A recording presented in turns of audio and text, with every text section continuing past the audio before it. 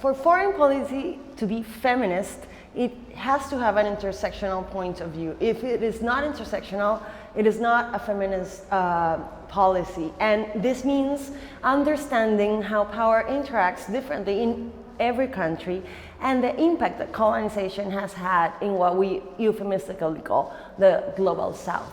Many times when we talk about foreign policy and building and aiding other countries, the so-called third world countries, we are not taking into account that there's a story of colonialism and a story of imperialism and oppression that has created a lot of the problems in these countries in the first place. So we have to understand that this foreign policy has a lot to do with repairing what was done through imperialism and colonialism. And also, and this is very important, I feel like feminism is all about understanding people and treating people like people. It is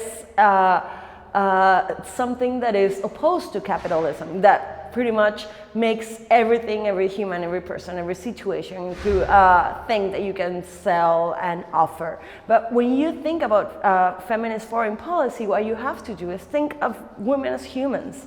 And especially the women that are more vulnerable and that are more susceptible to have difficult lives, they're usually not seen as human beings. They are not heard. At most, they are seen just as victims and not as human beings with agency, plans, intelligence, and the know-how of how to build peace or to repair a country. And this is something that might be missing. I mean, we really have to think of how not to be patronizing and how not to be condescendent, because the people that live in territories that have trouble, they already know what they have to do. They just don't have the means to do it. And this is what we have to offer them.